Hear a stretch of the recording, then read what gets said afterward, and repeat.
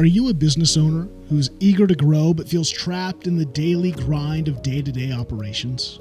Do you find yourself struggling to find time to focus on growth, unsure of which steps to take to achieve real progress? If so, you are not alone.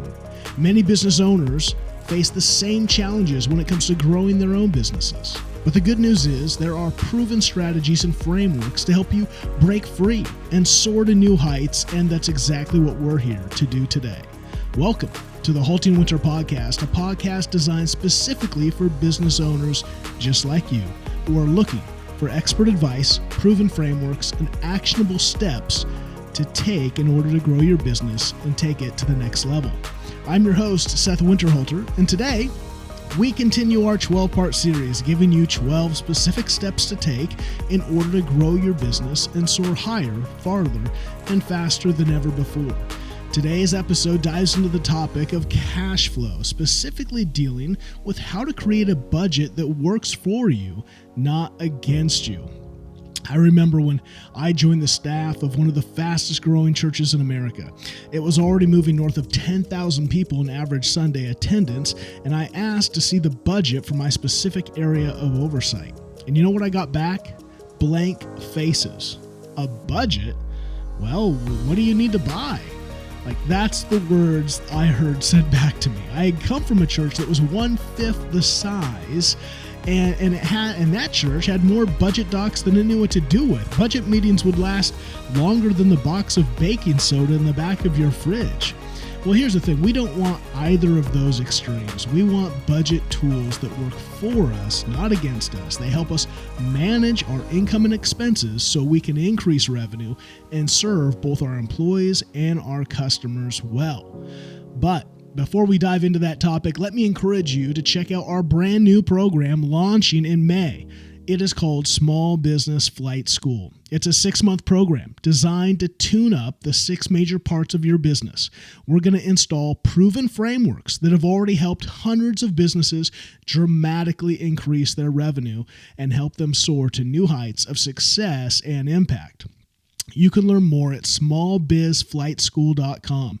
That's 4 words, smallbiz, B-I-Z, smallbizflightschool.com. You can find the link in our show notes below. Now let's dive into the 10th step to take if you want to grow your business and increase your cash flow.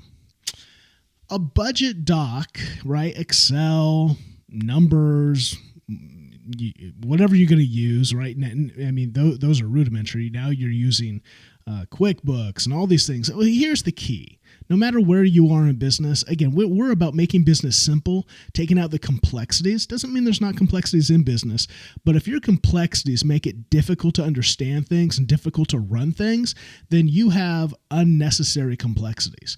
You should be able to boil those complexities down to simple realities. And that's why I say at the end of the day, if you can't take all your online and wizardry docs and give me a simple explanation of those, then we have a problem. So let's simplify it. The boiled down base root reality, a budget should include 2 primary things. Number 1, it's got to have your income sources and projections. And I'm talking about all the sources. Sales revenue. Obviously, number 1, we sell products and services. So it's going to have sales revenue. But you also need to have in there loans, grants. Those are sources of income. You need to have in your rentals. And this is where sometimes when you go into lean times, right? Economic depression, recession, whatever you want to call it. This is where all of a sudden, even if you haven't used some of these areas in a while, or you may go, you know what, where could we create some cash flow that we've never thought about? This is called rentals. Have you considered renting out your parking lot? I knew a church next to near Microsoft, and so they rented out their parking lot, a large parking lot that they didn't really use except for Sundays when they had their gatherings. They rented out that parking lot to Microsoft during the week. Employees parked there and shuttled to the main campus. They make good money doing that. So there are ways, right? There's parking lot rentals. There's building rentals. Maybe you have a building. Maybe you're a small business and you have a building that it's storage or it's something, and you rented that out to a video company to do shoots. You rented it out to a band to rehearse. There are ways, especially once you have space and location, and maybe that's a stress for you. You're like, man, I need a space, I need a location, but I can't figure out how to make the numbers work quite yet. It seems risky. Well, are there ways you could double up on use that business as a source of income as well, right? Parking lot, building equipment, etc. There are things you might be able to rent out that you're not using all the time, but you need in your hip pocket. You need those as purchases to be able to do a job well. Again, there are sources there. What are your sources of income? What are your investments? Are your investments making money for the business? You want to take all these sources, and then you want to estimate for the year ahead. You want to project out what you believe, and this is again month by month, so you're able to see the seasonality. You're able to think, hey, we're launching this new endeavor, this new program, this new product. What is that going to look? What are the costs, the extra costs it's going to take to launch that? What is it going to take? What do we hope the revenue is? That's going to help you look at the year ahead and not just do the whole, well, we hope to make X. We hope to make $5 million in 2024. So guess what? Let's just divide it by 12 and call the day good. That is lazy, sloppy, and you're going to be out of business before you know it. These things should have reality to them. That doesn't mean they have to be perfect. Doesn't mean you have to, right? Sometimes those of us who are more OCD want to get things down to the penny, and that's a waste of time when it comes to a budget doc. Don't do that. Don't go crazy on either side. Don't be so it's not simplistic, because that's not the right word I want. It's so imaginary that it's not helpful at all. It's not a tool then. It's just, I got to get this done. So let's take the annual revenue at 5 mil, divide it by 12, and we're good to go. That's not a budget. You're never going to use that doc. It's the same thing, though. If you dive so deep into the speculation, because that's what it is. You're using good math. You're using prior years. You're using the realities of what you think, right? We're being very conservative here when we create a budget doc looking forward into the fiscal year ahead. We're trying to be mindful, though. We don't want to be so specific that then we're so stressed out about hitting it down to the penny, right? It's a guide. It's a tool that helps us. And then we're going to measure that week by week, month by month, to make sure we're around numbers and we can tighten up. And we'll get into that in just a minute. Here's what I would say. When it comes to your budget doc, and when you're creating a document that's looking ahead, you want to be very conservative. The budget document should be conservative, and the mission of your organization should be liberal. The budget doc needs to be very conservative, very realistic on the sliding to the scale of man, really undershooting. Not undershooting in an unhealthy way so that you're so tight that things don't work, but very conservative. And then the mission should be, man, we want to dream, and we don't want to be unrealistic on there too, but we want to push ourselves, right? I would rather aim a little higher and fall a little shorter than aim low and then don't get even to that because we just didn't have any momentum and forward movement. No drive, no urgency, no passion, no get up because it was just too small of a shot. So, if that makes sense. So first, number one, a budget should include your primary sources of income and then project out what you think that income's going to be. Number two, the second part is your estimated expenses. You need to break it down into categories. And this is where I think this might be helpful for you if you're a small business owner, because I meet a lot of small business owners who, and even bigger business owners. And again, small businesses, we're talking anywhere from the sole proprietor making, 150, 250,000 a year to a business making 25 mil a year. Still, oftentimes are categorized as small businesses, small, medium-sized business. So, and I've met everyone in between who has ineffective budget tools. So like I said, I was a part of a church making annual revenue was 15 mil plus. Even at 25 mil plus, it still was not a great system. And I take that back. When we had a guy come in who righted the ship there, and that was actually one of the problems the church encountered, because all of a sudden people's toys got taken away. People didn't like that. Oh, budget docs, we have to live. We just can't ask for anything, or not even ask, just buy it and apologize later. Okay, different podcast. Break your estimated expenses down into categories. Like, you have core categories, and then inside those core categories, you have expenses. So let's take the very first one is personnel costs. What are the wages? That should have a line. What is the medical insurance? Vision, dental insurance. Those are two separate lines. Payroll taxes. Man, there's an important line to have. How about 401k matching? How about wireless phone allowance? How about a bonus? How about continuing education? Every either job I have had under, right, someone, or every business organization I founded, I have encouraged continuing education, right? Even in the form of a book stipend. I want you to be reading. I want you to be going to seminars, conferences, things that are going to stretch you, things that are going to grow you. I just foster the ability to continue growing, because if you want to grow an organization, you need people that want to grow. No one can be satisfied with where they're at. You want a line item under personnel costs for temporary employees, right? Maybe you have a push for something, so you're going to have some contract work come in. You're going to need extra people with shipping. You're going to need extra people with, maybe you're a window gutter cleaning company, and man, there's a couple months where we got to grind really hard. We have a ton of work, but it's not worth bringing someone on because we don't have enough work to fill. But we might have temporary employees to fill that need for that season. So you have personnel costs. And you see there's multiple categories under there that you have to be aware of. There's general operating costs. Now, here's something. Bank fees. Bank fees will eat you alive, right? Now, luckily, bank fees, if they go up, that means we're making more money. But you got bank fees. You got marketing and advertising. You got office supplies. You got to get the toner for the printer and the printer paper and the X, Y, and Z, all that stuff adds up. You've got printing and postage expenses. You've got bookkeeping and accounting. You've got web hosting, your website, all the domains. You've got taxes, excise and business tax. You've got travel meals, when people go to those conferences.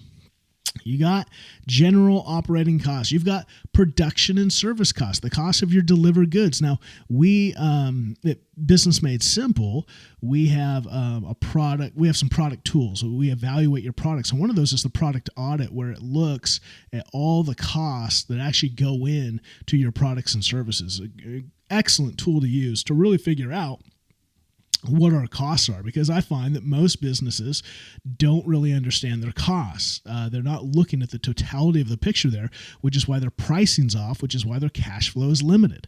And so you want a line item just for production, service, and costs, and really nail down what those are. Number 4, things like technology and equipment. You're leasing copiers. You've got audio, video, lighting equipment, especially if you're doing podcasts or you're doing I don't know what you're doing. Audio, video, lighting equipment. If that's a computer software, that's a huge expense. Furnishings, fixtures, light bulbs, all the little things in your office space. Small equipment, small repairs, rental. Maybe you got to rent that big ladder to get the top of the building and change out the sign, change out the lights. All kinds of things there you got to think about. And again, this is the beauty of doing business. You learn and you adapt and you add more lines. You don't have to have a line for every single purchase, but you want some things to help you. If you just have these core, if you just have production, service, and costs and put a number in there, that doesn't help you when you're breaking down the costs. It doesn't help you when you go into lean seasons and you need to cut. It doesn't help you when you're planning product launches or developing programs. It doesn't help you know and think through all the things. How's that going to affect this? How's that going to affect this? And so these help you plan ahead, and so that you're not guessing. That a budget doc is a tool that helps you as you move forward in growth. If you want to have growth just really stressful, don't have a good budget doc. Then just try to figure it out and hope that you make more money than you spend. Not a good way to live. Super stressful. Instead, this tool helps you look and ask the right questions. How's that new launch going to affect? How's that new hire going to affect all these things that we need to think through? Facilities. your mortgage, your lease, your rent, your utilities, your telecom, all your phones, all your internet, your building maintenance, vehicle maintenance, janitorial supplies, security, insurance, all kinds of things that go in that. There's a lot. You may think, oh, I can pay the rent because the rent is this, utilities are this. Okay, well, how much is your internet there? How much is janitorial supplies? So what's the security, fire suppression system, security system for, the doors, relocking it. How about insurance? All kinds of things. How about other expenses? In the other category, this is where the budget guys go. They love to live. Amortization, depreciation, capitalized, principal payments on debt, different kind of things to think about as your business grows. Now, that might be more bookkeeping, CPA type work, but it's got to be on the budget doc. You got to have that stuff in there so so you're squeezing, right, the juice out of your expenses and your income. So you set this for your fiscal year, and then you update it in real time, right? Now, depending on the size of your company and the scope of your ability, this might mean you need to update it once a week, depending on income and expenses going out, to make sure, right, that you're staying in the black. Like, I would say at least once a month. You gotta update this at least once a month. I would encourage you to update it bi-weekly. Every other week, sit down, scheduled on your calendar. I'm gonna go in for just an hour, right? You should be able to sit down and do your income and expenses in an hour. Maybe 2 if you got a lot of chaos going on, but it shouldn't take you that long every other week. Put on a podcast, put on this, right? Just kind of, boom, just do your mindless work. Shouldn't really have you just inputting your numbers, looking at expenses, looking at income, making sure you have a good idea of what's going on. So keep that up to date. The problem is when you don't, and then all of a sudden, I'm looking at my credit card statement and I don't know where the receipt is, and it says Costco for what, and I don't know. And here's the danger. Go back and listen to the other podcast. All of a sudden, you've got personal expenses and business expenses on the same card, and now you are in a pickle, right? Don't do that. Go back and listen to the other one and keep your stuff separate. Personal is personal. Business is business. They don't mix. You do not want that headache. Keep things simple for you. And when you keep up on this, then it's just, it's easy peasy. Like you're gonna take so much stress off your life. And I know you say it's not fun. It's a headache. You got other stuff to do. Trust me. Spend the hour every other week doing this, and you're going to be like, oh, it's so much easier than I thought it was, and it's really not that difficult. A few X's and O's, playing tic-tac-toe with receipts and numbers. So don't stress out. It's much easier than you think. You need to know what you're bringing in and what's going out, right? Most of you are probably familiar with the P&L, your profit and loss statement, so you can make adjustments. But here's the thing. The smaller you are, the more aware of the actual budget doc you need to be. Not just the profit and losses, not just your bank statement that says how much, you continue to, hopefully you're still positive. You need to be in the know. You need to know why, because you need to know where and what to cut first. Where and what area, and what little line items, what can I cut? Know where and how to invest next. So it's not just about cutting, it's also know about where to invest. You need to be looking ahead. That budget doc should also tell you, right? Man, our vehicles are coming up on this many years. And so we got to be thinking about, we got to be thinking about this. I got to be thinking about this. Are you just thinking about oil changes and upkeep and timing belt things? There's so many components of your business that I think if you just looked ahead and asked yourself some simple questions and probably spent like maybe a day or two creating this document, it might take you, right? Maybe in a full day you can knock it out, but maybe a day or two. And knock that out for your fiscal year ahead, you would have so much less stress because you could look, that budget doc would help you go, oh yeah, we had oil changes scheduled for here. Oh, remember that one truck? That truck needs its 100,000, tune-up here. And instead of all of a sudden, you don't know, you're just flying by the seat of your pants, being reactive to information, all of a sudden you take that truck in to get its oil changed, and they're like, man, you're way behind on this service. And you're like, oh, I forgot, I didn't know. And now you've got a $1,000, $1,800 bill that you got to do because you can't lose that truck. You can't stress that truck's going to have a problem on it. You can't afford to have that out of commission. So now you're stressed, right? a budget doc should help you. That's how it helps you. It helps you think about things in real time that are coming up, real expenses, and hopefully then real income. You're thinking about, how are we increasing the income? If I buy this new software program, what they're telling me that this is going to do this and this is okay, then that should increase flow. I want to see that. I want to see the income benefit from that. So perhaps you need help with this. Perhaps you're just like, man, this is where I just get overwhelmed. I'm just getting stressed out. I'm getting the hives on the back of my neck just as you talk about budgets. If you need help, if we can help you, man, we want to help. This is what Small Business Flight School is about. It's about not just giving you the insights, but it's also about connecting you with other business owners. You may say, hey, I run a business, I'm in the home exterior cleaning business and I don't want to be doing this. Great. You know what? I've got some bookkeepers and some tax people who are going to be in the program as well. Maybe you guys can connect. Maybe you're going to meet some people who are going to help take some stress off of you and help you focus on what you want to do. And that's make money in your way. Stay in your lane. So Flight School is about a community of people as well as the content and curriculum you need to really dial in the 6 primary parts of your business. So I want to encourage you, go check it out, smallbizflightschool.com, smallbizflightschool.com. This is the week, right? This is the last week of April. I'm telling you, prices are never going to be this good. This is the pre-launch price. The program has not started yet. And so if you want to get in before we launch in May, now is the time. Trust me. I have punched myself in the kidneys giving you the price that I'm giving you. But it's because I want to reward those who come in are founding members. I want to reward you when you say, hey, I want to be a part of this. I want to be a part of the liftoff and the community and the program. And remember, it's not, while this is a new program, it's not really that new. We're using the same principles that we've been using for the last 5+ years with Business Made Simple. And already hundreds, if not thousands of businesses have had incredible growth in their revenue, in just their systems and processes of their businesses. So you are getting all that content. Now it's just putting a much better system, a system that's helping you take bite-sized bites out of the fine-tuning of your business over 6 months. So great program. Want to encourage you to check it out.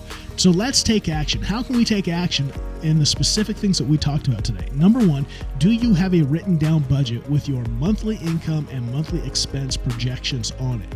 Is there a document that's helping guide you to where you are going? If not, I want you to schedule time in the next 2 weeks, in the next 14 days. I want you to sit down and create this document for your business. It will help you. It will encourage you. It will give guidance. It will take stress away, and it will give you clarity on how and where you need to focus to get your business to grow. Do you have a written down budget? If not, in the next 2 weeks, I want you to make one. I want you to hit us up in the comments and tell us that that's what you're going to do. You're going to take action. You're not just going to think about it. You're going to do it. And I want you to then tell us how it went for you. Second, are you updating? If you do, are you updating that document in real time to know not just your bottom line, but where the money is coming in, where the money is going out? Use that document. I want to hear from you. How often do you look at that document? How often do you actually update it so it's not just projections anymore? It's reality. This is what we spent. This is what went into those categories. How are you staying on track of that? So growth will not happen to a business that is not aware of how much fuel is in the tanks. Let me say it again. Growth will not happen to a business that does not know how much fuel is in the tanks. A budget doc tells you the fuel that's in the tanks. It's telling you what's coming in and what's going out. Tune in next time as we head into the final part of our 12-step tune-up as we dive into the topic of overhead and operations. How do we lead our teams? How do we lead ourselves? Until next time.